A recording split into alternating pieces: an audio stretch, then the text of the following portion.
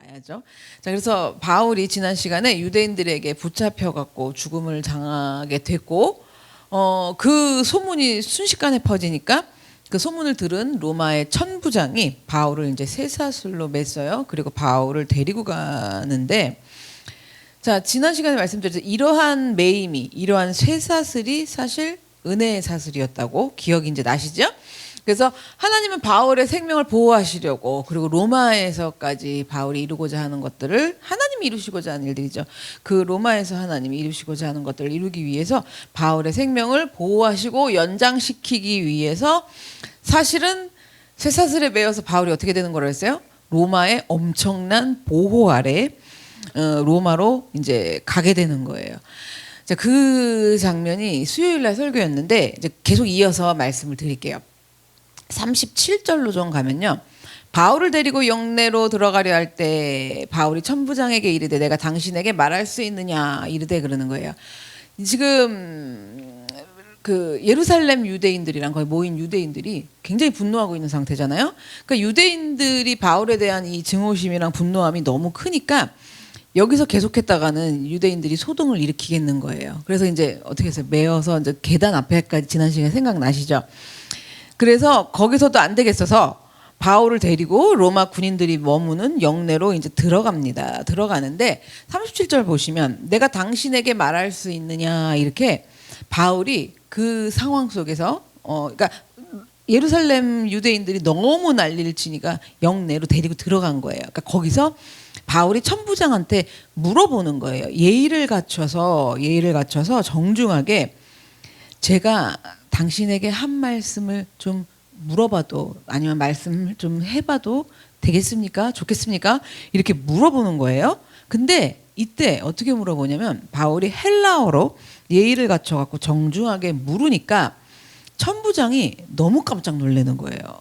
너무 깜짝 놀라가지고 왜 놀랐냐면 바울이 헬라말을 하니까 헬라말로 물어보니까 놀랐는데요. 그 당시에 이제 헬라어를 할 줄 안다 이랬으면 유대인이 헬라어를 한다. 로마 말이잖아요. 로마의 말인데 그걸 한다는 거는 공부를 많이 했다라는 거예요. 그러니까 뭐 영어에 능통한 거죠. 그런 식으로 지금은 말하면 그런 사람이기 때문에 천부장이 놀란 거예요. 어떻게 지금 이렇게 헬라말을 잘할 수가 있는가.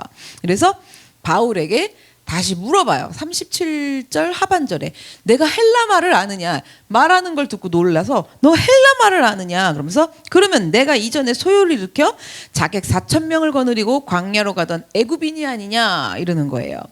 너 어떻게 헬라말을 할 줄 아느냐. 그렇다면 지난 시간에 말씀드렸죠. 네가 폭동을 일으키고 자객 4,000명이랑 함께 광야로 잠적한 애굽인 아닌 거 아니야? 그 사람 아닌가 봐. 이러면서 천부장도 너무 깜짝 놀란 거예요. 천부장이 애굽 사람이 아니라는 걸 이제 좀 알았잖아요. 헬라말을 너무 잘하니까. 그러니까 천부장이 왜 이렇게 놀랐냐면 한 애굽 사람이 그 주 50 몇 년인가 그래요. 그때 폭동을 일으킨 거예요. 그러니까 이 당시에 폭동을 일으켰는데 이 사람이 뭐냐면 그러니까 애굽 유대인이에요. 애굽 사람인데 유대교를 믿으니까 애굽 유대인이라고 하시면 돼요. 루스드라에도 유대인이 있듯이 애굽에도 유대인이 있었던 그 유대교를 믿는 그 애굽 사람인 이 유대인이 된 이 사람이요. 이렇게 말한 거예요. 자기가 로마 제국의 압제에서 이 유대 나라를 그러니까 이스라엘을 구원할 메시아라고까지 하면서 그렇게 하고 다니니까 이제 폭동이 일어난 거예요. 유대인들 특징이 뭐예요? 무진장 열심히 하잖아요. 막 율법을 지키고. 그러니까 이 애굽 유대인도 얼마나 열심히 하다 보면 진정한 하나님을 믿은 게 아니죠. 그러니까 어떻게 되냐? 내가 메시아다 이렇게 된 거예요. 이 유대 나라를 구원할 메시아다. 그래서 이 애굽 사람이요, 자기가 이제 명령하기만 하면 선포하기만 하면 예루살렘 성벽은 무너진다. 그리고 지금 우리 유대인들은 로마에서 해방될 것이다. 그렇게 주장하고 다니던 이제 애굽 사람 유대인이었는데. 성경에는 없는데 이 역사가 요세푸스가 실제 일어난 일이니까 요세푸스에 의하면 그 당시에 예루살렘의 유대인들이 이 애굽 사람 유대인에게 미혹을 당한 거예요. 그래서 이 애굽 사람한테 자기의 재산을 막 갖다 바치고 그리고 이 사람을 추종하면서 따르는 유대인들이 3만 명에 달했대요. 어마어마한 사람이죠. 그죠? 지금으로 말하면 뭐 신천지 막 거의 이런 수준인 거예요 지금. 그래서 그 당시에 유대인들, 이 사람을 추종하는 유대인만 3만 명이었어요. 그러니까 문제가 심각하잖아요. 그래서 로마에서 이 사람을 해결을 해야겠고, 일어난 이 문제도 폭동이 일어났잖아요. 우리가 여기서 구원할 자다 이러면서 이제 로마에서 다 벗어난다 이런 폭동들을 수습을 하려고 이런 반란을 일으킨 사람들을 체포를 하고 이제 죽이고 이런 일들이 있었어요. 그런 일들이 한참 이제 일어나니까 그때 이 애굽 사람인 이 주동자가 어떻게 했냐면 자객, 칼잡이라 그러죠. 자객 4천 명이랑 도망을 간 거죠. 잠적을 한 거예요. 광야로. 저는 이해가 안 돼요. 어떻게 능력이 대단하면 아무리 그래도 광야에 4천 명이 지금 다니는 건데 그걸 발견을 못 할까요? 지금 같으면 하겠죠. 근데 이 당시에는 광야로 하여튼 잠적을 했어요. 그래서 자칭 선지자라는 이 사람이 이제 애굽 유대인이 잠적을 했잖아요. 그러니까 지금 이 사람을 추종하면서 따르던 예루살렘, 자 이쪽 원래 본토 유대인들이 3만 명가량 됐다 그랬죠. 이 사람들이 열 받아요 안 받아요? 속았잖아요. 왜냐? 잠적을 했어. 그러니까 잠적한 거 딱 봐도 앞만 봐도 이거 사기꾼이잖아. 그러니까 이 애굽 사람 유대인이라면 이러면서 우리가 다 속였어. 막 하나님을 감히 모욕해. 막 이러면서 이 유대인들이 크게 이 애굽 사람 사기꾼한테 반감을 갖고 있는 상태였어요. 그래서 뭐냐면 애굽 사람들은 유대인들은 그런 입장이고 사기를 당한 입장이고 로마 사람들은 로마에서는 뭐냐면 4천 명의 자객이랑 함께 잠적을 한 사람이잖아요. 그러니까 로마에서는 어떤 인물이에요? 완전 요주 위험 인물인 거예요. 그래서 유대인들에게 바울이 유대인한테 손을 묶인 채 매를 맞고 있었단 말이에요. 그런데 가봤더니 천부장이 소문을 딱 듣고 가봤더니 어떻게 해요? 이미 묶여서 매를 유대인들한테 맞고 있는데 제가 천부장이 어떻게 했다 그랬어요? 두 쇠사슬로 말씀에 정확히 나와 있죠. 두 쇠사슬로 바울을 결박했어요. 자, 더 단단하게 결박을 한 거예요. 쇠사슬을 이용해서 두 개의 쇠사슬로. 그렇게 쇠사슬로 바울을 이미 묶여있는 바울을 쇠사슬로까지 묶여버렸던 이유는 천부장이요. 유대인들한테 바울이 몰매를 맞고 있잖아요. 유대인들이 화가 나갖고 몰매를 맞고 있으니까 천부장은 딱 뭐라고 생각했어요? 아, 그 애굽 유대인이구나. 이렇게 생각을 한 거예요. 그래갖고 이들이 이렇게 난리가 난 거구나 하고 애굽 사람 유대인인 줄 알고 가가지고 오해를 하고 있죠. 오해를 한 이 천부장은 급해요. 왜? 빨리 쇠사슬로 먼저 묶은 거예요. 왜 묶었을까요? 4천 명의 자객을 데리고 있는 사람이잖아요. 그러니까 빨리 쇠사슬로 안 묶으면 자객이 나타나서 어떻게 막 이러니까 한시라도 무조건 1초라도 빨리 바울을 보자마자 쇠사슬로 갖다 결박을 하고 묶는 게 천부장 입장에서는 중요한 거였던 거예요. 그러니까 뭐 누군지 알아보고 뭐 사실 여부를 따지고 이런 거보다 자객 4천 명이 지금 따르는 사람이니까 그냥 쇠사슬로 묶어버렸어요. 자, 바울을 완전히 그렇게 지금 애굽 사람 유대인인 줄 알고 오해하고 있는 상태라 천부장은 이제 앞뒤도 따져보지도 않고 사실 여부도 조사해보지도 않고 바울을 그래서 그렇게 한 건데 지금 바울이 두 쇠사슬에 지금 묶인 채로 붙잡혀 있는 바울이 너무나 정중한 태도로 자기를 그렇게 한 천부장에게 얘기하는 거예요. 제가 당신한테 한마디만 좀 해도 좋을까요? 괜찮을까요? 이렇게 이제 바울이 물으니까 근데 물어도 아까 뭐라고 무슨 말로 물었다 그랬어요? 헬라어로 물으니까 천부장이 놀란 거죠. 헬라어를 할 줄 아냐고 물으면서 그러면 넌 폭동을 일으킨 그 광야로 잠적한 애굽 사람이 아니지 않느냐 그러면서 바울에게 지금 물어보면서 바울은 천부장에게 대답을 해요. 그 장면이 39절부터인데 바울이 이르되 천부장한테 얘기하는 거예요.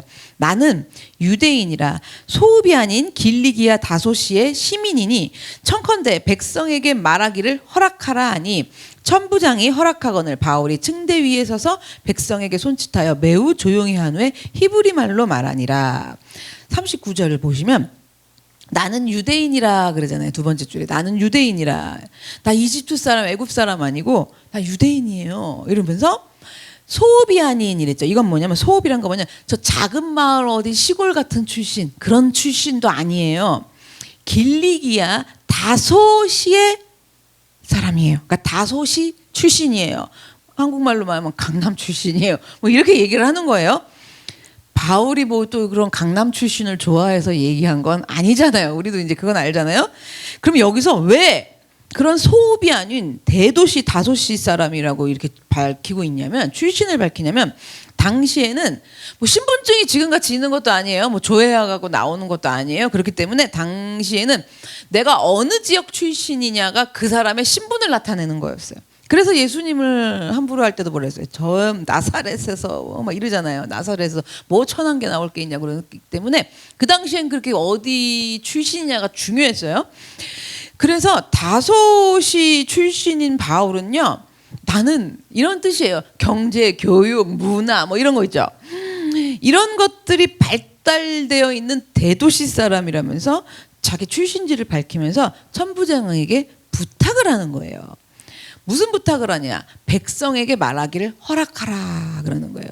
천부장한테 내가 백성에게 해줄 말이 있어요. 할 말이 좀 있어요. 그러니까 그 말을 하려고 하니까 허락을 해달라고 천부장에게 부탁을 하는 거예요. 천부장은 헬라어를 쓰고 있잖아요. 지금 바울이. 그러니까 그 애굽 그 유대인은 아니거든요. 자객 4,000명을 데리고 있는.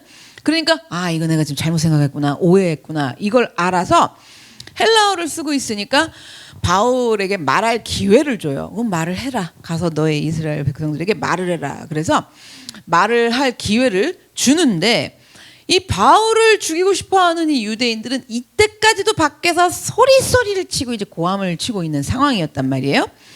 자, 지난 시간에 바울이 층계에 올라가기 전에 바울을 어떻게 이들이 막 덮쳐갖고 막 때리고 바울은 이제 매여갖고 올라랬다 했잖아요. 자, 바울이 층계 위에 서서 지금 이들을 내려다보는 거예요. 40절이 내려다보면서 여기 보면 손짓으로 지금 40절이죠. 허락하거늘 바울이 층대 위에 서서 백성들에게 손짓을 하면서 조용하게 하니까 정말 그 난리를 치던 사람들이 순식간에 싹 조용해지죠. 이런 거 보면 바울이 체포를 당했고 쇠사슬에 이게 다 결박이 돼 있어도 이 카리스마, 그죠? 이게 대단한 거예요. 그리고 그 층대 위에서 묶인 채로도 딱 손짓을 하니까 위축됨이 없어요. 정말 하나님의 자녀로 살아가는 정형적인 모습이에요. 내 안에 예수님을 모시고 사는. 자, 그래서 이제 사람들이 딱 조용해졌어요. 22장으로 좀 넘어갈게요. 22장 1절 2절에 부형들아, 내가 지금 여러분 앞에서 변명하는 말을 들으라. 그들이 그가 히브리 말로 말함을 듣고 더욱 조용한지라. 이어 이르되. 지금 바울이 그러니까 일부러 히브리 말로 한 거예요. 아까 천부장한테는 헬라 말을 쓰고 여기 지금 유대인들한테는 딱 조용히 시키고 히브리 말로 일부러 말한 거죠. 왜 그랬을까? 같은 유대인이라는 걸 이제 깔고 가는 거예요. 그러면서 뭐라고 불러요? 1절에 부형들아 그래요. 부형들아, 이게 우리말로 부형들아 이랬지 원문 안에서는요 이런 의미를 갖고 있어요. 사람들, 형제들, 그리고 아버지여 이렇게 부르는 거예요. 그래서 이게 무슨 말이냐면 여기서 사람들아 이런 건요 자식을 말하는 거예요. 그리고 형제들아 이거는 형제 자매를 얘기하는 거고, 아버지여 이렇게 한 건 뭐냐면 부모를 뜻하는 거예요. 그러니까 지금 부형들아 이랬을 때는 부모, 형제, 자매, 내 자식들까지 다 뭐냐면 아무리 이들이 바울을 그렇게 쳐서 죽이려고 했어도 바울은 이들을 어떻게 여기는 거예요? 부모, 자식, 형제들 같이 여기는 거예요. 그래서 부형들아 이렇게 부르고 있는 거죠. 우리 같으면 어떻게 부르겠어요? 이 떼기들아 이 떼기 이럴 거 아니에요. 그렇잖아요. 아니면 어이구 이 원수들아 이럴 거 아니에요. 그런데 부형들아 그렇게 여기면서 정말 부모, 형제, 자식같이 여기고 있는 마음을 갖고 있는 바울이에요. 그렇게 부형들아라고 부르면서 지금 뭐냐면 이 유대인들의 모국어인 히브리어, 구약의 언어죠. 아람어예요. 히브리어를 갖다가 쓰면서 말을 하니까 더 좀 이렇게 탁 저기 되잖아요. 그래서 더욱 조용해져요. 그러면서 바울의 말을 이제 들어보는 거예요. 이 난리치는 유대인들이. 쫙 이들이 들어보려고 이제 조용을 했잖아요. 바울은 계단 위에 있고.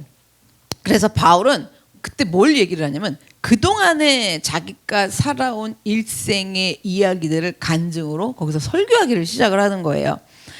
주님이 나를 어떻게 구원해 주셨는지, 또 바울이 자신이 어릴 적부터 어떻게 살아왔는지, 그리고 유대교에 그래서 얼마나 열심히 신자였는지, 이거 신봉자죠. 유대교 신봉자. 그래서 열심히 유대교를 믿느라고 뭘 했어요? 교회를 짓밟는데 얼마나 앞장을 서고 그리스도인들을 박해하는데 얼마나 앞장을 섰는지. 자, 그러면서 그리스도인들을 체포하러 다메섹으로 가다가 거기서 내가 그 주님을 어떻게 만나게 됐는지, 예수를 어떻게 만나게 됐는지, 또 스데반을 어떻게 했는지. 이거 항상 바울이 이 스데반 얘기가 따라다니는데 스데반한테 어떻게 했는지. 이게 사도행전 22장 제가 이제 3절부터 21절까지 꽤 길죠. 3절부터 21절까지 쭉 그동안의 바울의 살아온 날들을 전부 간증하면서 이제 설교를 하는 거예요. 21절까지 이제 그렇게 했다 그랬는데 21절 맨 마지막 절만 좀 볼게요. 나더러 또 이르시되 떠나가라 내가 너를 멀리 이방인에게로 보내리라 하셨느니라. 쭉 바울의 일생에 대한 간증을 하고 맨 마지막 말에 내가 하나님이 말씀하신 거죠. 내가 너를 멀리 이방인에게로 보낸다라고 하나님이 그렇게 말씀을 하셨다고 이제 바울이 말하는 장면이에요.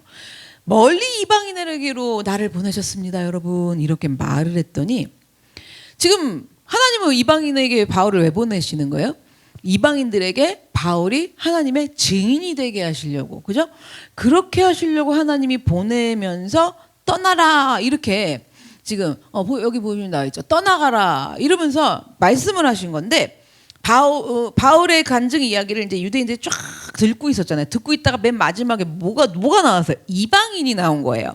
이방인 이야기 소리가 또 나오니까 이들이 이제 난리를 치는 거예요. 다시 또 어떻게 됐어요? 소동이 일어났어요. 다시 또 분노를 터뜨린 거예요.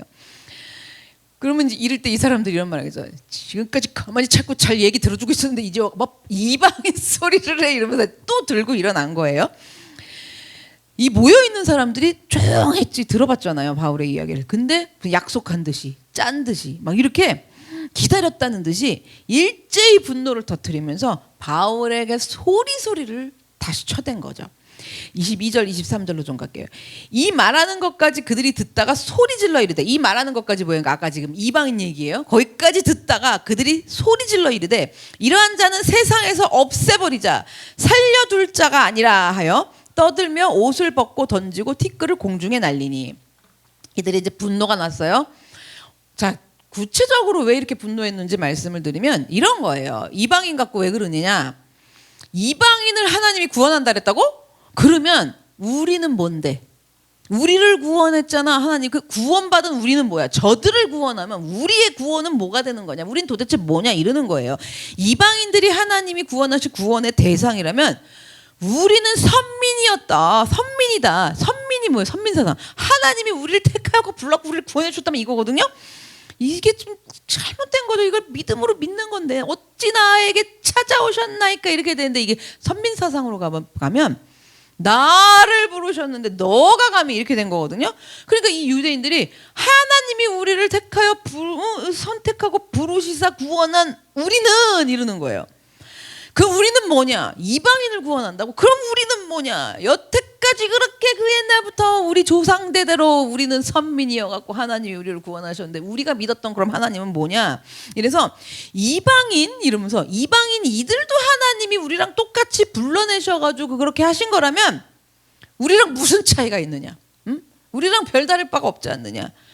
그러니까 이들이 그렇게 선민사상에 빠져갖고 믿으니까 여기서 그 얘기하니까 뒤집어지는 거예요. 내가 이런 거예요. 그동안 내가 한 게 뭐냐 이거잖아요. 신앙생활하면서 이런 거 나오면 안 되거든요. 그렇잖아요. 이게 뭐 때문에 그런다 그럼?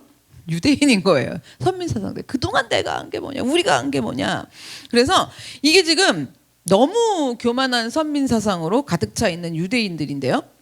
그래서 이들 유대인들이 마지막에 이제 바울이 이방인 소리 하는 걸 딱 듣고 그럴 순 없다고. 말이 되는 소리냐면서 이 유대인들은 바울의 말을 절대로 받아들이지 않는 거예요. 그래서 이 분노한 유대인들은요, 뭐라고 얘기해요? 바울한테 지금 이방인에게 지금 구원을 하나님이 지금 이루러 가라 그랬다고, 이방인에게 구원이 있다고 얘기한 이러한 자, 바울이죠. 이러한 자는 어떻게 해야 된대요? 세상에서 없애버리자, 살려둘 자가 아니다라고 소리를 쳐요. 한마디로 뭐예요? 죽여버리자, 이 말인 거예요. 그래서 유대인들은 뭐예요? 그렇게 죽여야 된다고 떠들면서 옷을 벗어 던지고 티끌을 공중에 날렸다라고 지금 표현이 되어 있어요. 23절에. 그러니까 이 당시에 유대인들은 너무나 극노하잖아요. 그러면 그 분노를 이렇게 표출하는 습관이 있었던 거예요. 요 장면을 현대판으로 얘기하면 옷 벗고 일로 와 한판부터 막 이러잖아요. 그런 장면으로 좀 이해를 하시면 돼요. 이제 유대인들이 막 그런 거예요. 바울 죽여야 된다고. 자, 그러면 바울이 아까 3절부터 21절까지 쭉 이야기하면서 자기가 안전을 이야기하면서 설교를 했잖아요. 하나님이 어떻게 역사하셨는지. 그럼 바울은 자기 말을 한 게 아니거든요. 다메섹 도상에서 나를 찾아와 주신, 나를 보잘것없는 나, 죄인 중에 괴수인 나를 찾아와 주신 그 주님으로부터 들은 말씀을 이야기한 거예요. 그리고 또 예루살렘 성전에서 기도하다가 직접 들은, 저 떠나서 가라, 이방인들에게 가라, 이렇게 마게도냐 사람에게 가라, 이런 그런 직접 들은 하나님의 말씀을 전한 거란 말이에요. 바울이 자기 얘기한 게 아니란 말이에요. 그런데 하나님이 이렇게 바울에게 하신 말씀인데, 그리고 모든 바울에게만 하신 말씀이 아니라 모든 사람에게 전하도록 하신 말씀이란 말이에요. 근데 지금 이들이 어떻게 해요? 난리를 쳐요. 이 난리치는 사람들은 또 뭐냐? 바울 앞에서 난리치고 있는 이 유대인들에게도 하나님이 하신 말씀이란 말이에요. 이 이야기가. 그래서 지금 이들 중에서 누구든지 그 어느 누구라도 난리치고 있는 이 사람들 중에 그 어느 어떤 사람이라 할지라도 지금 바울이 전하고 있는 하나님에 대한 증언이에요. 그 하나님에 대한 증언을 이렇게 받아들인다면, 나에게도 하시는 말씀이구나. 바울에게만 찾아가신 하나님이 아니라 나에게도 찾아와서 지금 나에게 말씀하시는 하나님이구나, 이러면서 그 난리치는 사람 중에 한 명이라도 그걸 받아들이기만 한다면 그 사람은 어떻게 돼요? 하나님의 은혜 속에서 거꾸로 어떻게 돼요? 하나님을 증언하는, 지금 유대인처럼 그렇게 살아가는 게 아니라 하나님의 은혜 속에서 하나님을 증언하는 삶을 살아가는 새로운 삶을 살아가게 되는 거죠. 지금 바울의 이야기를 듣고 받아들이면요. 그런데 이들이 자기 말씀으로, 자기에게 해주시는 말씀으로 받아들이기는커녕 뭐라고 그랬다고요? 이러한 자는 세상에서 없애버리자, 살려둘 자가 아니다라고 도리어 소리치면서 바울을 죽이려고 한 거예요. 자, 두 쇠사슬에 이제 결박을 당해서 로마군에게 연행되는 중이었어요. 매여가고 거기 서서 뭐라 하냐면, 그렇게 되는 상황인데도 바울이 어떻게 한 거예요? 모든 것을 마지막까지 다해서 이들에게 한마디만 하게 해달라고 부탁까지 한 상황이잖아요. 그러면서 지금 이들에게 뭘 하고 있는 거예요? 하나님에게 들은 말씀, 깨달은 말씀, 하나님을 만난 말씀, 이거를 바울이 이들에게 그 마지막까지도 지금 증언하고 있는데, 살려둘 자가 아니라고 소리치고 있는 이 유대인들은 그럼 도대체 어떤 상태냐? 이들은요, 이들에게 하나님은 더 이상 살아계신 하나님이 아닌 거예요. 자기들은 살아계신 하나님을 믿는다고 강력하게 주장하잖아요. 근데 살아계신 하나님을 정말 믿는 사람들이 아니라는 거죠. 그럼 이들이 믿는 하나님은 뭐냐? 지금 살아계셔서 역사하시는 하나님이 아니라 죽은 하나님이에요. 그러니까 어떤 상황이냐면, 하나님을 예루살렘 성전에 가두어 놓은 우상으로밖에 여기는 게 없어요. 이들이 얼마나 성전 하면서 거기서 하나님의 뭐 말씀을 듣고 지킨다 했어요. 그러니까 딱 이들에게 하나님은 살아계신 전능하신 하나님이 아니라 뭐라고요? 예루살렘 성전에다가 모셔다 놓은 불상 같은 존재가 뭐라고요? 하나님. 이 상태에 이런 하나님이 그런 우상밖에 안 되는 거예요. 그러니까 그렇게 믿고 있기 때문에 이들은 살아계신 전능하신 하나님을, 능치 못하심이 없는 하나님을 믿는 것이 아니라 어디에 불과한 하나님을 믿는 거예요? 우상에 불과한, 그냥 우상밖에, 수준이 우상밖에 안 되는 거예요. 하나님의 수준이. 그런 하나님을 믿는 상태라는 거죠. 그러면 눈에 보이지도 않고 계시지도 않은 것 같은 하나님이잖아요. 솔직히 안 보이시잖아. 아주 그냥 여기서 살아계셔서 그냥 펄떡펄떡 뛰다니시면서 역사를 하나님이 하시는 하나님이라면 어떠실 것 같으세요? 응? 웃음이 나요. 시퍼렇게 살아계셔가지고 여기서 그냥 우리 예배 드릴 때도 그냥 집중 안 하고 오늘 무지 조심했대 다들. 응? 이렇게 얘기를 해도 못 일어나. 그런데 여기서 그냥 하나님이 계속 펄떡펄떡 시퍼렇게 돌아다니죠. 자겠어요? 그잖아요. 그렇잖아요. 그러니까 지금 뭐냐면 눈에 보이지도 않아요. 사실 계시지도 않는 것 같단 말이에요. 근데 그냥 우리는 어떻게 해야 돼? 안 그러면 안 되니까 계시는 것처럼만 믿어야 되는, 솔직히 그런 것 같은 하나님을 그러면 어떻게 살아계신 하나님으로 믿느냐? 안 궁금하세요? 별로 관심 없어요. 그냥 믿는 척하고 살면 돼요. 대충 때우고. 어떻게 하면 정말 이 유대인들은 이 실질적으로 살아계신 하나님을 믿는 게 아니었단 말이에요. 성전에다 우상으로 갖다 놓은 불상 같은 하나님 하나 딱 놓고 그걸 하나님이라고 그렇게 미친 듯이 믿고 있는 거예요. 여러분 우리 교회 다니면서 그렇게 믿을 수 있어요. 얼마든지. 그렇게 믿죠? 아무도 못 말려요. 얼마나 미친 듯이 믿는데 미쳐서 믿어요. 그런데 거기서 하나님이 우리를 꺼집어내시는 건데 그럼 진짜 눈에 보이지도 않고 살아계신 하나님을 그거 어떻게 믿는 것일까? 보이시지 않는 하나님은요. 그때 살아계시대. 그러니까 우리 청년부들이 그래. 하도 그런 얘기를 하니까 뭐 당한다고 그래 이거. 안 들려. 가스라이팅. 그래서 또 말을 좋게 바꾸더라고. 복음 라이팅이래요. 그건 필요하대. 그러는 거예요. 자, 그러면 그렇게 살아계신 하나님, 전능하신 하나님인데, 자, 어떻게 살아계신 하나님을 믿는 거냐? 가르쳐 드릴게요.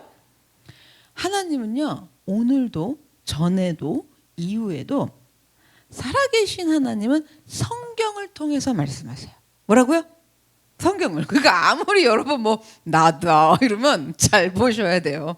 그러니까 산신령인지 하나님인지, 그리고 진짜 하나님이셔서 나다 이래도 어떤 하나님이에요? 내 수준에는 하나님을 부처님 같은 우상 덩어리로 하나 갖다 놓고 믿는 거거든요. 그러면 그런 하나님이 나타나서 나다 그러면 그 하나님이 우상이에요. 귀신 바가지인 거죠 사실. 절대 분별 잘 하셔야 돼요. 그래서 하나님은 오늘도 앞으로도 영원토록 이전에도 그렇고 성경을 통해서 말씀하시는 분이세요. 말씀이신 하나님 들어보셨죠? 그거 이해가 안 되고 뭐가 말씀이시라는 거야. 하나님이 주신 말씀이니까 말씀이신 하나님이 이래겠지 이런 생각조차도 사실 안 해봐요. 덮어놓고 대충 믿기 때문에. 그런데 정말 성경을 통해서 말씀하시는 분이에요. 그래서 우리가 보이지 않는데 살아계신 하나님을 의지해야 되고 믿고 따르려면 어떻게 해야 되느냐? 그 말씀이신 하나님이라 말씀을 의지하고 믿고 따라야 돼요. 이게 뭐라고요? 보이지 않는 하나님을 내가 믿고 따르고 의지하는 거예요. 말씀을 의지하는 거. 이래. 그래서 그것이 살아계신 하나님을 믿고 따르는 건데 말씀이라는 게 사실 왜 안 믿어지냐면 그냥 이게 책 한 권이잖아요. 어디 가도 사요? 서점 가도 사. 그렇죠? 그러니 그게 솔직히 와닿아 안 와닿아? 내가 집에 딱 있는데 공중에서 성경책 한 권이 쫙 내려오면서 나다. 이러면은 놀래갖고 좀 믿을래나? 말도 안 되는 얘기지만. 근데 그렇게 성경을 받으셨어요? 솔직히 저기 기독교 서점 가서 사셨어요. 샀죠. 그리고 또 교회 오면 새신자라고 막 선물해 주잖아. 그러니까 이게 하나님이라고 말이 안 되는 소리 같거든요. 자, 그래서 그냥 책 한 권에 불과하고 거기 적혀 있는 글자 같단 말이에요. 그런데 말씀이신 하나님은요. 즉 하나님 말씀은요. 생각을 좀 해보자고요. 자, 이게 어떻게 이 말씀이 어떻게 살아있어서 역사를 했느냐? 살아계신 하나님이 어떻게 역사를 했느냐? 잘 생각해 보세요. 그 옛날이나 2000년 전이나 5000년 전이나 2000년 전이나 아니면 100년 전이나 지금이나 그리고 이 말씀이 앞으로도 보세요. 살아서 역사를 하는데 이게 뭐냐면 시간 공간을 초월해 갖고 역사하는 하나님의 말씀이에요. 우리가 이사야서 같은 거 듣고 이거는 내 얘기잖아. 자, 그 당시에 이들이 이사야서 말씀을 갖고 이 지금 신약 시대에 하나님이 주신 말씀을 이들이 살아갔거든요. 그때도 역사하시고 지금도 역사하시는 시간과 공간을 초월하시는 하나님 말씀인 거예요. 그럼 이건 뭐냐? 말씀이 왜 이러느냐? 말씀이신 하나님이 시퍼렇게 살아계시기 때문에 가능해요. 정말 이 살아계신 하나님을 느끼고 믿는 사람들은요. 아니 설교하면 무서워 죽겠어요. 왜? 설교 말씀 안에서 그대로 말씀대로 이루어지거든요. 그대로 깨달아지고. 그러니까 그게 뭐예요? 살아계신 하나님이 내 삶에 우리 가정 안에 들어오셔서 말씀으로 역사를 하시는 거예요. 살아계신 하나님이. 그래서 시간도 초월하고 수천 년 전이고 수백 년 전이고 앞으로도 시간도 공간도 자 그때 이스라엘에서 했던 지금 우리 한국에서 했던 어디서 했건 애굽에서 했건 어디서 했건 시간도 공간도 다 초월하는 이 말씀은요. 사도 바울이 쇠사슬에 묶여있던 그 당시에도 살아있는 말씀이었고 내가 살고 있는 지금 이 당시에도 하나님의 말씀이 있단 말이에요. 그래서 하나님이 살아계시기 때문에 나에게 주신 우리에게 주신 이 말씀이 뭐냐면 살아서 역사를 한단 말이에요. 그래서 말씀대로 이루어지고요. 즉 뭐냐? 말씀대로 이루어진다는 건 뭐냐면 즉 하나님의 모든 계획과 섭리대로 그 사랑 안에서 이루어지는 거예요. 그렇기 때문에 우리가 모든 시공간을 초월하는 하나님의 말씀을 가지고 그러니까 이렇게 딱 접목이 돼요. 말씀대로 살아가느라. 내 말씀을 내 삶과 내 사건을 연결해서 말씀을 쫓아가는 거죠. 쫓아가는 사람이면 그 사람한테 하나님은 죽은 하나님이에요? 살아계신 하나님이에요? 살아계신 하나님이에요. 그게 살아계신 하나님을 믿는 거랑 죽은 하나님, 우상. 죽은 하나님은 우상이라고 생각하죠. 우상이 뭐 살아있어요? 그 우상인 하나님을 믿는 거. 이게 분명하게 갈라진다는 거예요. 그래서 정말 내가 하나님을 믿는다면 죽은 하나님이 아닌 우상으로 믿는 하나님이 아닌 살아계신 하나님을 믿는다면 시공간을 초월해서 영원 전부터 이 영원 후까지 영원토록 살아계실 하나님을 내가 믿는다면 하나님 말씀대로 그러면 그 말씀 따라서 의지하고 쫓아서 가면서 살지 않을 수가 없는 거예요. 정말 살아계신 하나님을 믿는 사람이라면 말씀 앞에 그래서 어떻게 해요? 순종해요. 말씀 앞에 어떻게 해요? 숙이고 그 말씀 따라요. 그 사람은 왜 그러느냐? 살아계신 하나님을 믿는 사람이기 때문이에요. 근데 그런 거 관심도 없고 그냥 내 맘대로 생각을 하고 이래서 그런가 보다 저래서 그런가 보다 점치세요. 그렇잖아요. 그냥 뭐를 생각을 하면 나한테 이런 일이 왜 왔지? 이래. 그리고 내가 말씀이야. 그렇죠? 내가 하나님 되는 거예요. 그래서 어떻게 해요? 이래서 그랬나 보다. 저래서 그랬나 보다. 그러니까 그런 건가 보다. 이렇게 그거 살아계신 하나님을 믿는 거예요? 죽은 하나님을 믿는 거예요? 자, 말이 죽은 하나님이지 우상으로 믿는 거예요. 하나님을 우상으로. 그러니까 이건 속된 말로 말씀드릴게요. 어떻게 하나님을 부처님으로 만들어서 믿어요? 그렇잖아요. 이 돌 같은 우상으로 만들어갖고 하나님을 믿는 어마어마한 중죄에 달하는 범죄함을 저지르고 있는 거죠. 그래서 혹시라도 자 우리가 이렇게 해도 되겠지? 될까? 될 거야. 뭐 이런 거 있단 말이에요. 나도 안 하고 싶지. 그런데 어떻게 자꾸 되는 걸?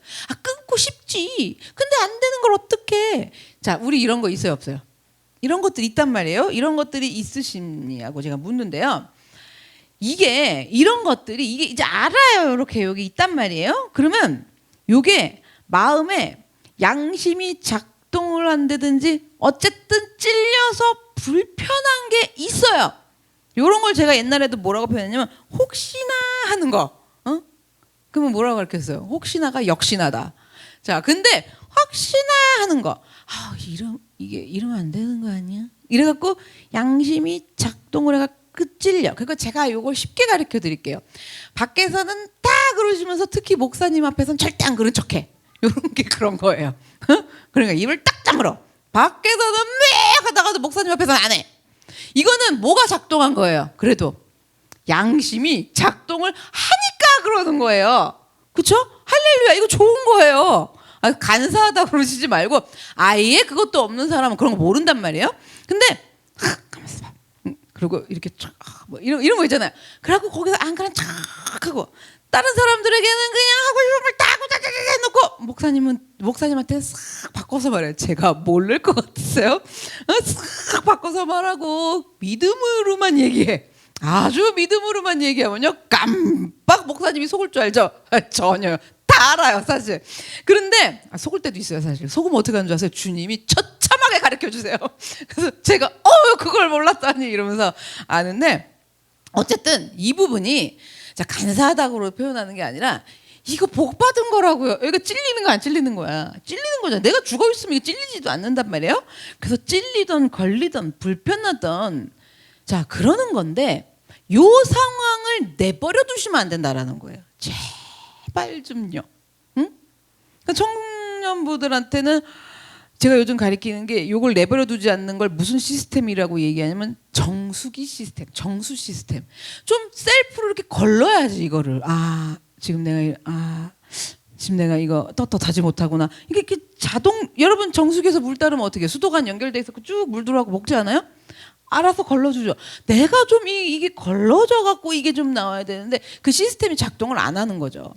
자, 이게 무슨 말이냐면 하나님이 말씀으로 뭐라고 하시는지 알지를 못하는 거예요. 이 얘긴 즉슨 살아계신 하나님이랑 관계를 맺는 거야, 안 맺는 거야? 제대로 맺지 못한다라는 거예요. 그래서 여러분들이 여기 뭐가 찔리고 걸리는 일들이 있는데 이걸 어떻게 하시냐면 갖다 어디다 묻어. 그리고 숨겨. 그래놓고 어떻게 해? 그냥 나오면 되잖아. 일단 그렇게 하면 되잖아. 이런 거를 잘 하셔야 돼요. 요게 연단의 끝이에요. 이게 시스템이 갖춰지는 건데 이렇게 뭔가 찔리고 이러는 것들 이게 좀 표현할게. 이게 어려워요 찾기. 이런 거 있잖아. 어? 자 대놓고 그러면 안 되지 이러는데도 그래도 할 거야 이런 것도 있지만 그 정도는 지금 답이 없고 뭐냐면 갈 길이 멀고 이런 거 그래갖고 저기다가 이렇게 놔두고 할렐루야 이러면 되는 거 이런 거 있잖아.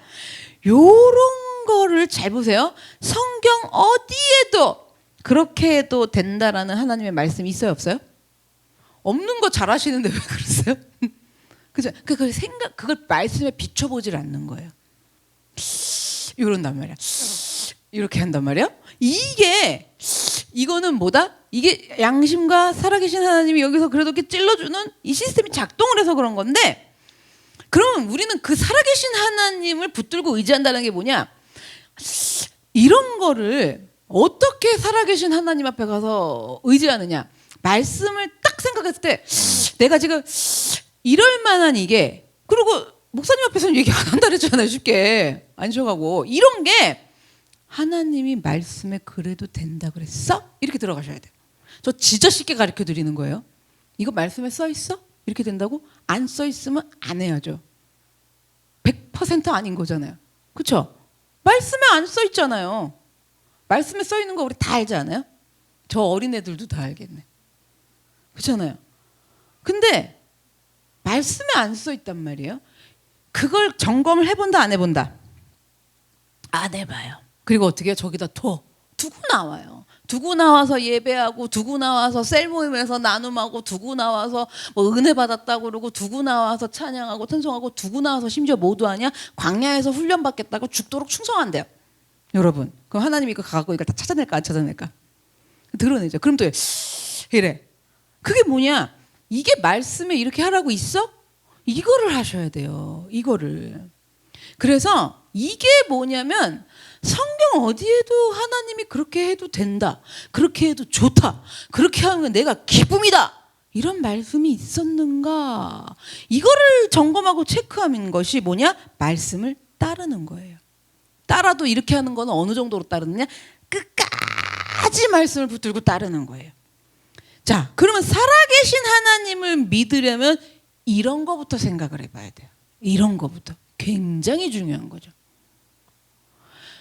우상으로 섬기는 죽어있는 하나님을 믿는 거 심각한 거예요.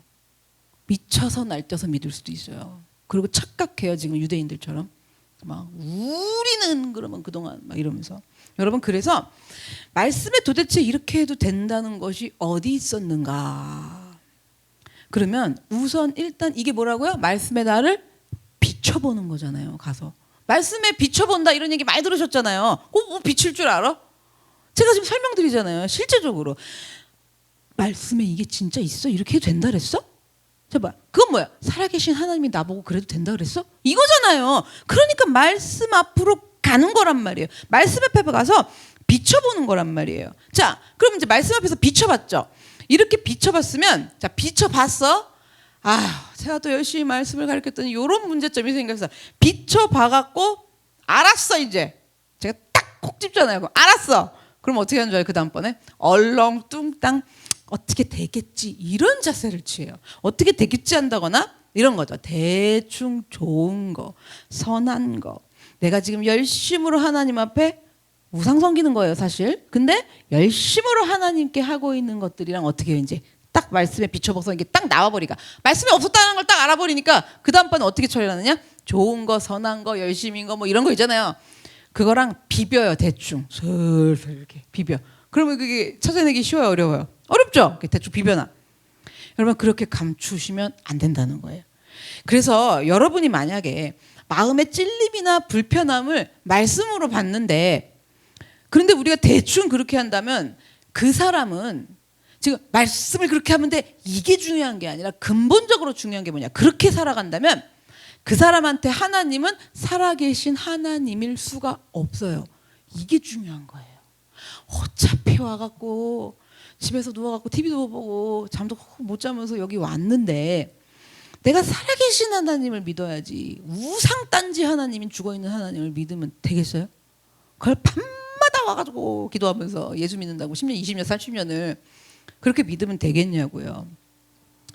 그래서 우리가 대충 그렇게 하면 살아계신 하나님일 수가 없는 거고요.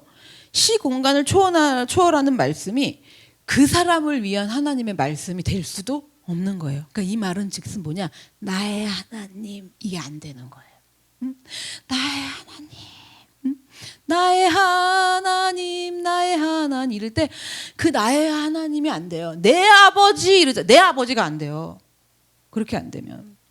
그래서 몸은 교회를 다니고 입은 하나님을 전 믿어요, 교회 다녀요, 이렇게 말하는데 삶에서는 아무렇지도 않게 그냥 그래 다 어떻게 될 거야 뭐 이렇게 이렇게 하다 보면 그래 여기서 열심히 이런 걸로 막 때우고 봉사로 때우고 헌신으로 때우고 뭐 열심으로 막 때우고 광야에서 어쨌든 벗어나지 않고 광야에서 그냥 죽어라고 있으면 어떻게 되겠지. 여러분, 그게 지금 좋은 게 좋은 거라고 생각하는 거잖아요. 좋은 게 좋은 거라고 생각을 하면서 대충 비벼갖고 섞어놓고 묻어두고는 얼렁뚱땅 하면서 넘어가려고 하는 사람은, 오늘 다시 말씀드릴게요. 그런 사람을 오늘 말씀에 제가 비춰드릴게요. 오늘 말씀에 그런 사람을 비춰보면 오늘 말씀 안에 어떤 사람일까요?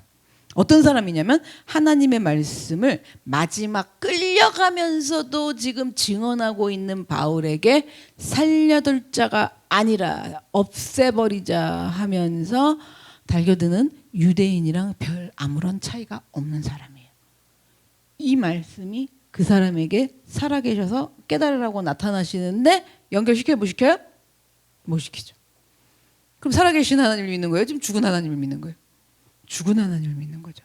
그래서 하나님의 살아계심을 결론적으로 어떤 상태다? 실제적으로 믿지 못하고 부정하는 상태예요. 왜요? 살아계신 하나님이 아닌 내가 우상으로 만들어놓은 그냥 죽어있는 우상에 불과한 하나님을 열심히 격렬하게 믿고 따르고 그냥 죽어라고 그렇게 신앙생활을 교회 다니면서 하는 거니까요.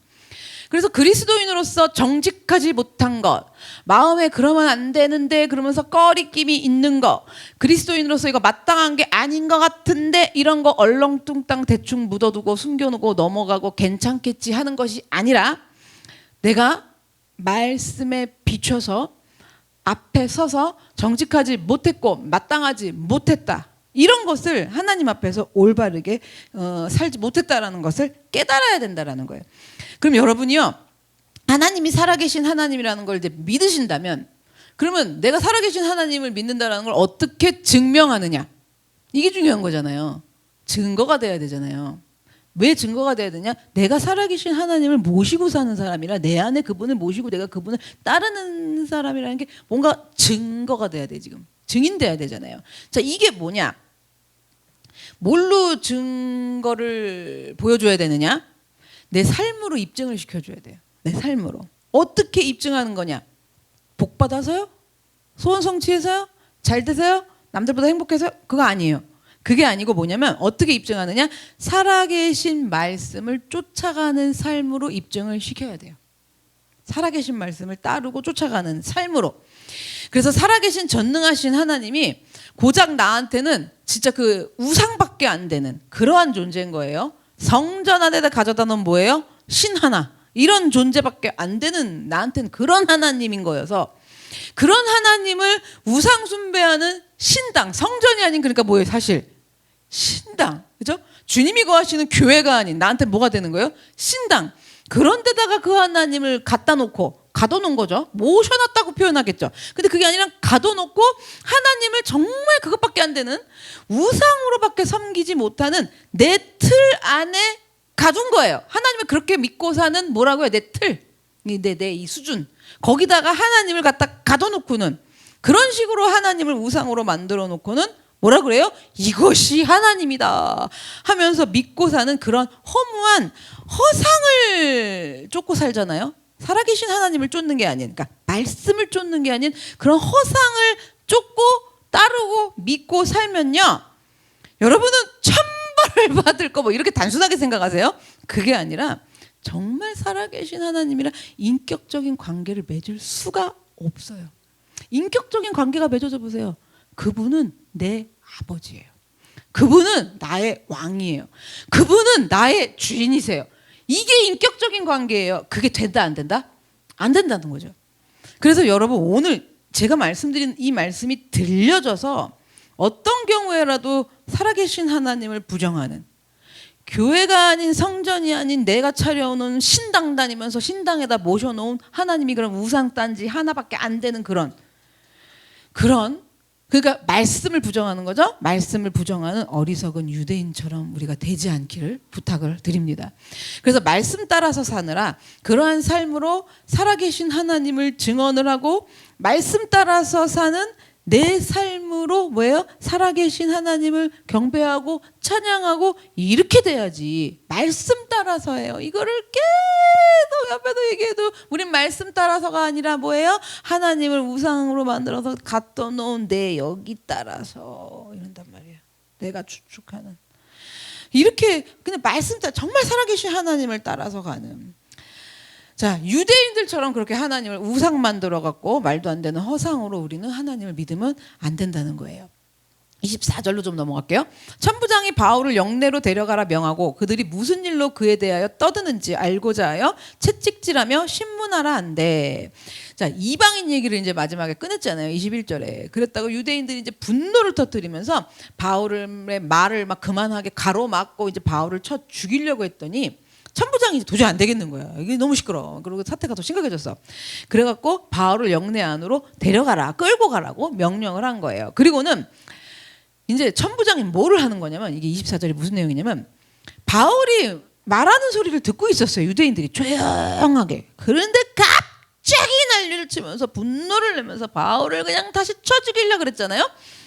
왜 그랬는지. 천부장은요. 도대체 조용하던 유대인들이 왜 그랬느냐 너한테 이 이유를 알아보기 위해서 천부장은 신문하려고 어떻게 했냐면 바울을 채찍질하라고 명령을 한 거예요. 이들이 왜 갑자기 난리냐? 이것 때문에 바울을 채찍질하라고 그래요. 자, 로마 채찍질이 굉장히 유명해요. 가장 잔혹하고 악명 높은 채찍질이었기 때문에 지금 이 채찍질을 만약에 당하면 바울은 로마로 가야 되잖아요. 아직 지금 못 갔어요. 예루살렘에 있어요. 로마로 출발도 해보기 전에 어떻게 돼요? 예루살렘에서 생을 마감하면서 모든 것이 끝나버릴 수 있는 상황이에요. 채찍질하라고 명령을 했는데. 그런데 하나님은 그러한 바울을 그냥 내버려 두시지 않으세요. 25절을 좀 볼게요. 가죽줄로 바울을 매니 바울이 곁에 서 있는 백부장더러 이르되 너희가 로마 시민 된 자를 죄도 정죄하지 않고 채찍질할 수 있느냐 이런 거예요. 이제 바울을 다 묶었어요. 막 그리고 뭐 이렇게 양쪽 기둥에다 팔을 이렇게 놨을 거예요. 여러 가지 방법이 있는데 이렇게 막 해서 바울을 지금 이제 막 걸어놨어.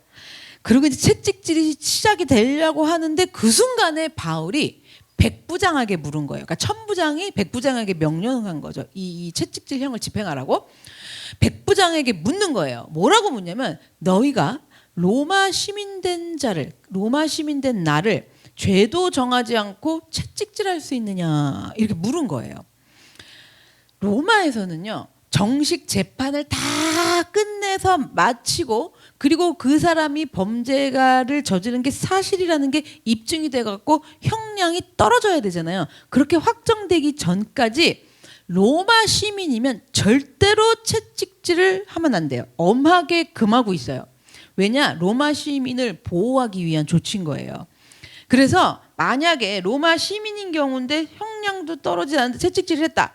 이게 법이거든요. 이런 법을 어기고 위반하면 채찍질한 사람이 벌을 받아야 돼요.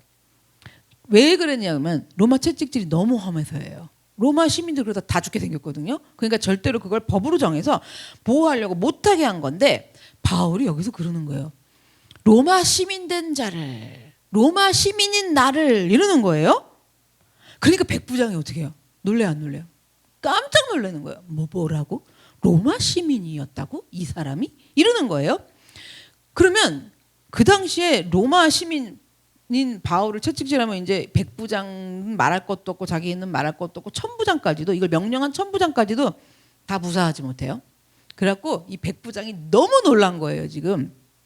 그리고 로마 시민인 나를 이랬을 때, 자 우리 같으면 웃기고 있네 이러고 야 더 쳐라 이럴 거 아니에요. 근데 여기서 로마 시민 된 나를 이 한마디에 왜 믿어줬냐면, 이런 것까지 찾아내느라고 힘들었는데 왜 믿어줬느냐, 만약에 내가 로마 시민인데, 로마 시민이 아닌데 로마 시민이라고 뻥칠 수도 있잖아요.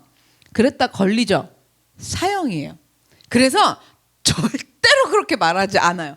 그러니까 로마 시민인 된다를 이렇게 했다라면 일단 다 믿어줘, 신부님처럼. 그리고 너 뻥치시네 이러고 쳤다간 자기도 이거고, 둘 중에 이런 상황이기 때문에 로마 시민 된 자를 이랬더니 지금 너무 놀란 거예요. 너무 놀라가지고 26절에 어떻게 하느냐, 백부장이 듣고 가서 누구한테 전해요? 천부장에게 전하여 이르되 어찌하려 하느냐, 이자는 로마 시민이라 이러고 가서 천부장에게 이 사실을 알린 거예요. 행여라도 지금 바울을 채찍질을 했다가 자기들이 화를 당하면 안 되기 때문에 가서 급하게 천부장에게 알립니다. 27절이에요. 천부장이 와서 바울에게 말하되 내가 로마 시민이냐 내게 말하라 이르되 그러하다. 천부장이 대답하되 나는 돈을 많이 들여 이 시민권을 얻었노라. 바울이 이르되 나는 나면서부터라 하니 이러는 거예요. 바울이 로마 시민이라는데 너무 놀란 천부장이요, 그냥 후닥닥닥 바울에게 내려가 봐서 뭐라 그러냐면 너 로마 시민이 맞느냐라고 물어봐요. 그때 바울이 뭐라 그러냐, 그렇습니다, 그러하다 이러면서 나는 로마 시민입니다 이렇게 대답을 한 거예요 천부장한테. 했더니 천부장이 그럴 리가 없는데, 28절 그러면서 뭐냐면 이해가 안 되는 거예요, 이 바울이 로마 시민이라는 게. 그래서 이해가 안 되니까, 아니 나는 이 시민권을 얻으려고 여기 로마 시민이 되려고 얼마나 돈을 많이 들였는데 그러잖아요. 나는 돈을 많이 들였대잖아요. 돈을 많이 들였는데 대체 너는 어떻게 로마 시민이 될 수 있었던 거냐, 어떻게 로마 시민이 된 거냐, 바울에게 천부장이 물어보는 거예요. 바울이 뭐라고 대답해요? 나는 나면서부터니라 이러는 거예요.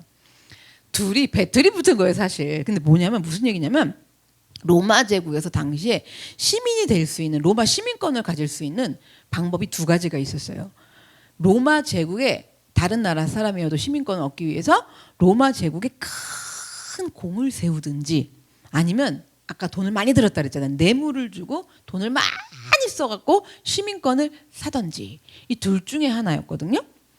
그러면 바울이 뭐라 그래요? 나는 나면서부터라 이러잖아요. 바울이 나면서부터 로마 시민이었다 그러는 거는 바울의 아버지나 할아버지가 로마 시민권자였던 거예요. 그러면 이제 자동으로 그 자손들은 다 이제 로마 시민들이 되거든요.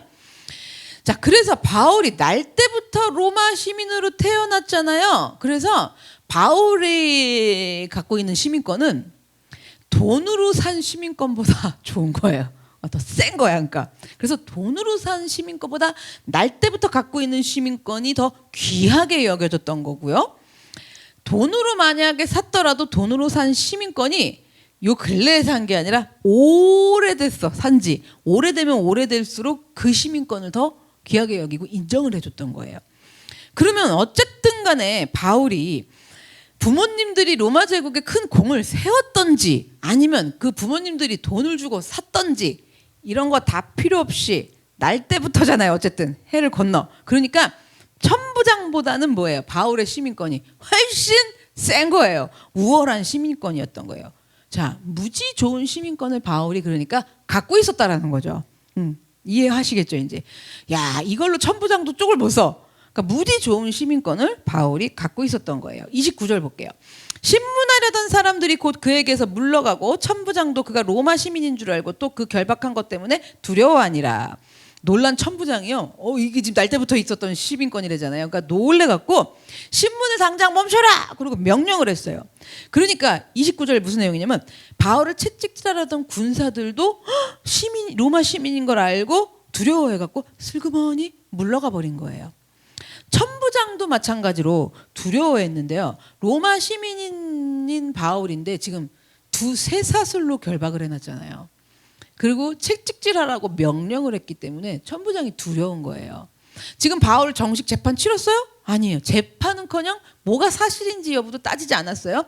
자, 그런 상황인데 바울이 로마 시민이니까, 로마 시민인 바울을 지금 이렇게 다뤘잖아요. 이렇게 다루면 바울이 만약에 거꾸로 고발을 하잖아요. 그럼 천부장은 처벌 대상이에요. 이렇게 되는 거예요.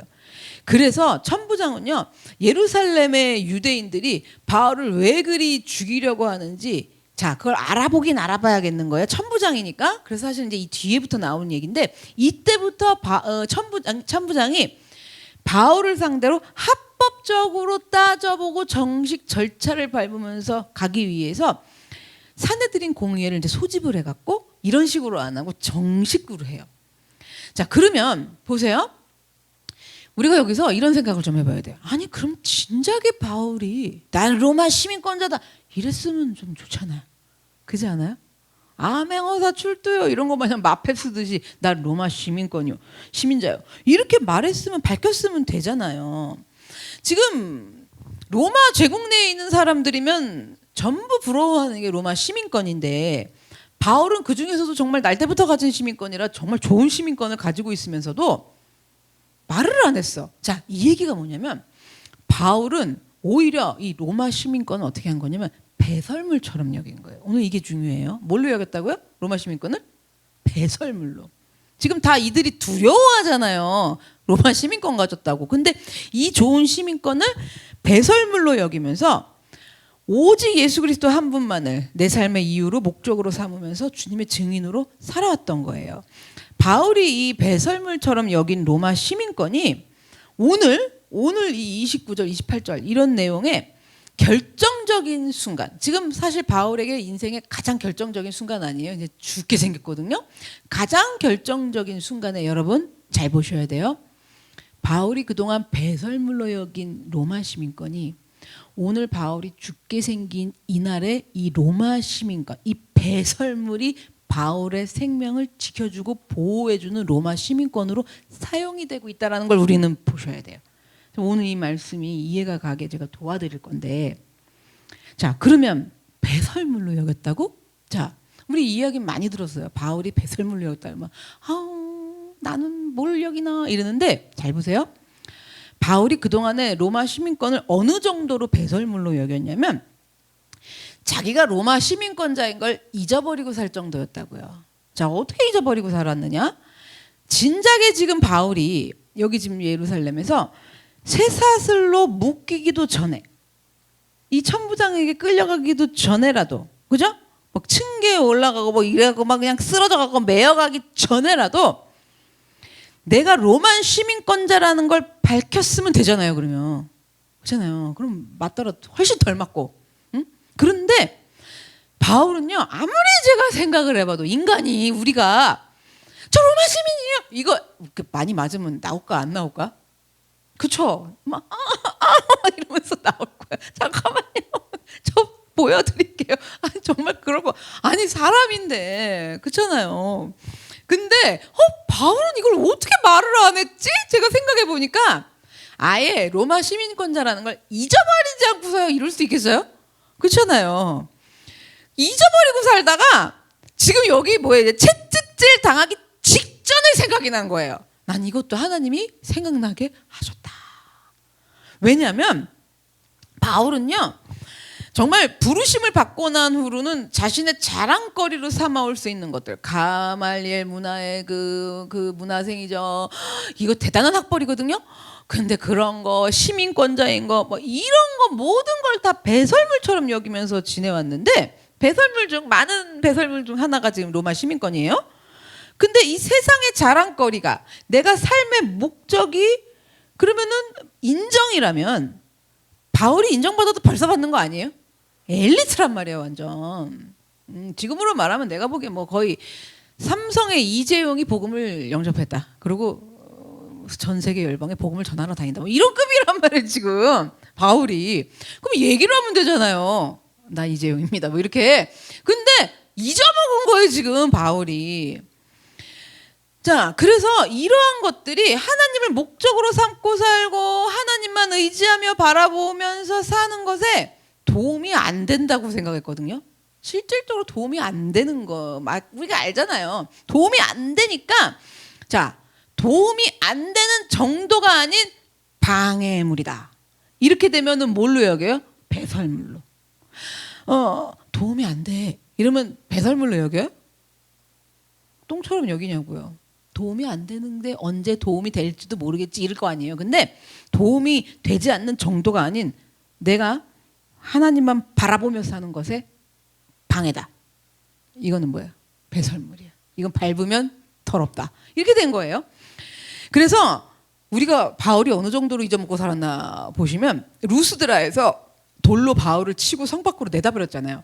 그랬을 때도 그 맞기 전이라도 아니면 내침을 당하는 중이라도 로마 시민권을 가진 걸 밝히고 도움을 요청하면 이런 수모와 곤욕을 당하지 않았을 거예요. 안 할 수 있었어요.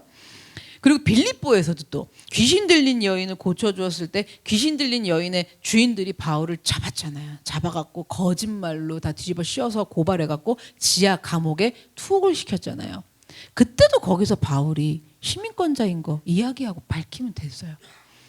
근데 얼마나 내가 주의 길을 가는데 이건 방해가 되는 것이다. 이러고 이거를 배설물로 여겨도 하도 여기고 살아서 자기가 로마 시민권자인지를 기억하지도 못할 정도로 잊고 살았다라고 제가 보는 거예요. 그래서 그때 그 지하 감옥에 있을 때 어떤 일이 있는지 줄 아세요? 이때도 하나님이 사실 로마 시민권을 썼다고 봐야 돼. 쓰신 거예요. 뭐냐면 그 지하 감옥에 바울이 갇혀 있을 때 빌립보의 직정관들이 바울을 감옥으로 찾아왔어요. 왜 찾아왔는 줄 아세요? 이들이 바울이 로마 시민권자라는 걸 안 거예요. 알아갔고요. 놀래갔고요. 바울한테 부탁을 하는 거예요. 감옥으로 찾아와서 나가주세요. 여기서 빨리 나가주세요. 이게 가능해요? 우린 이런 걸 기적이라고 그러죠. 오늘 기적이 왜 일어나 보셔야 돼요.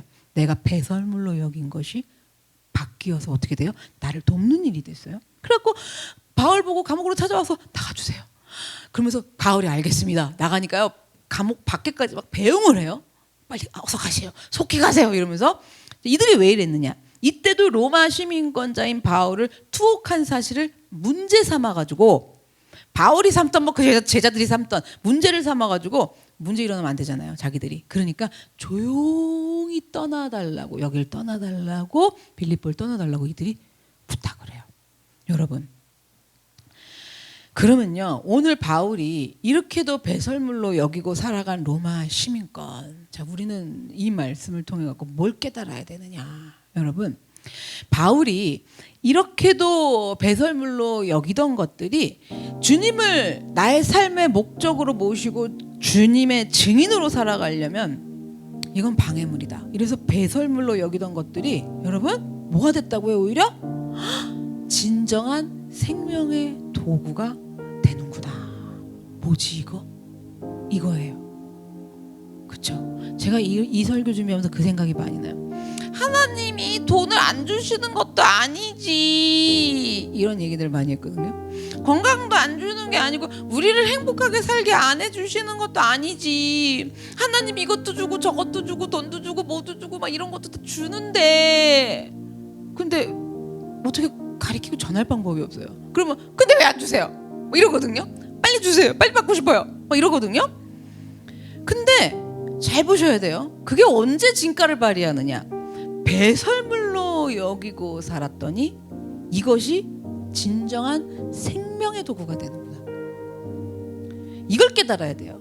그래서 모두가 다 부러워하는 건데 세상 사람들의 추세가 그런 건데 나도 세상 사람들처럼 나도 어쨌든 세상에 사는 사람이기 때문에 나도 솔직히 부러운 것들인데 그러나 내가 말씀 따라서 이게 뭐라 그랬어요? 살아계신 하나님을 따라서 그분 쫓아가느라 그분이 원하시는 그 주의 길을 가느라 방해가 되기 때문에 그것을 내가 배설물로 여기면서 갔더니 또 배설물인데도 금땡이 같거든요.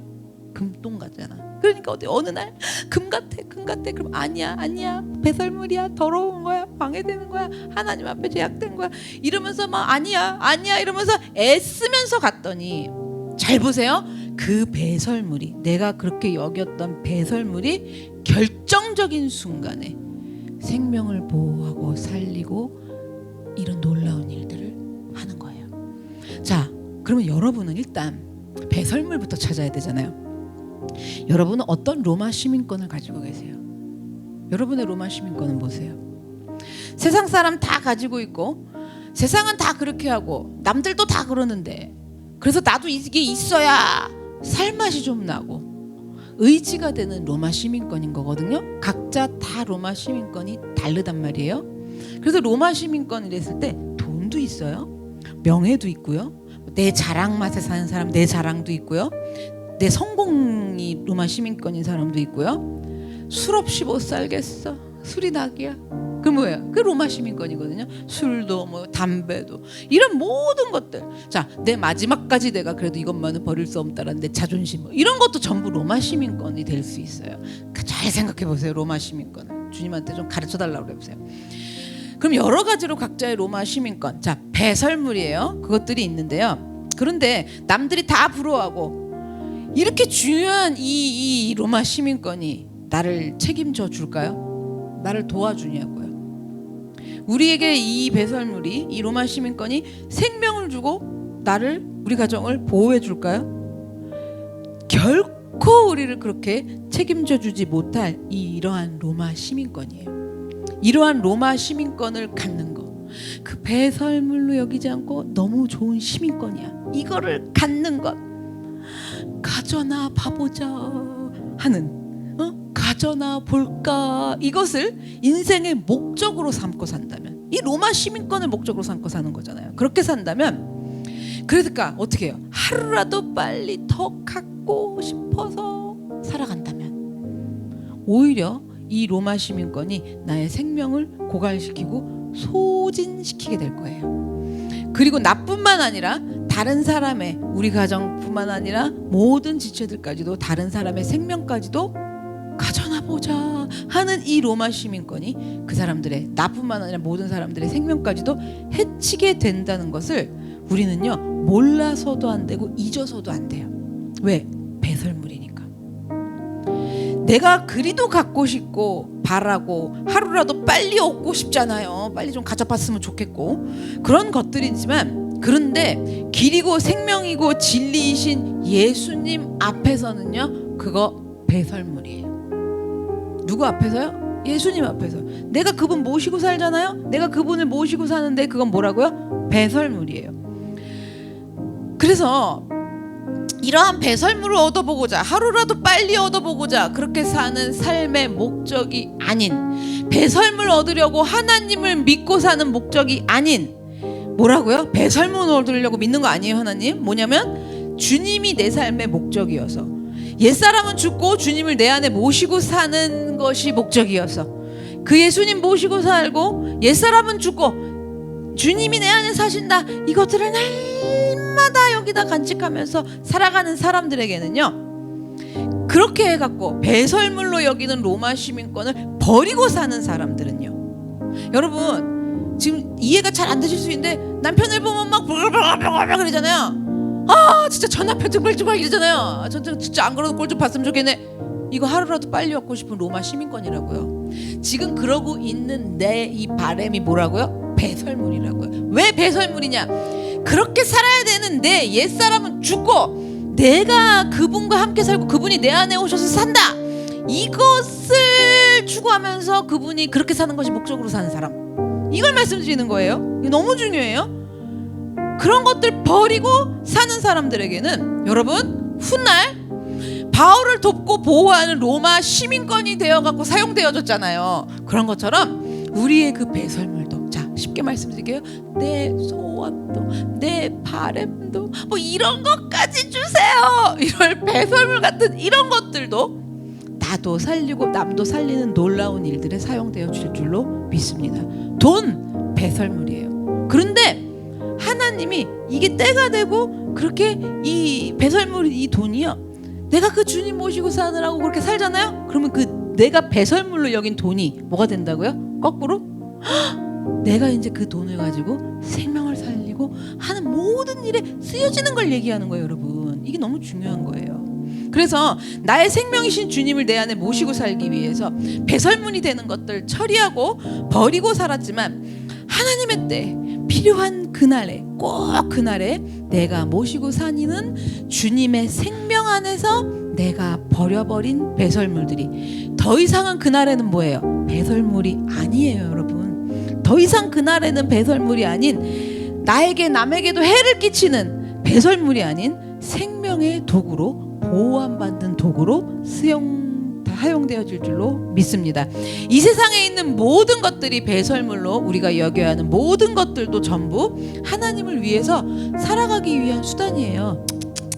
돈, 명예, 하나님을 위해서 살아갈 때 수단이 되면 명예도 필요해요. 돈도 필요해요. 이게 이 배설물이 정말 내가 하나님을 목적으로 살아갈 때 이 배설물이 그런 생명을 살리는 걸로 바뀌어 갖고 쓰여지느냐 안 쓰여지느냐 문제예요. 지금 아시겠죠? 그래서 여러분, 돈도 건강도 내 지식도 공부도 승진도 명예도 성공도 이 모든 배설물과 같은 이 로마 시민권이 내가 주를 위해 살아가기 위해 단지 이런 것들은 필요한 것일 뿐이라는, 생명을 살리고 보호하는 일에 필요한 것일 뿐이라는 것을 우리가 이 시간 바로 알고 깨닫게 하여 주시옵소서. 다 같이 주여 한번 외치고 기도하겠습니다. 주여.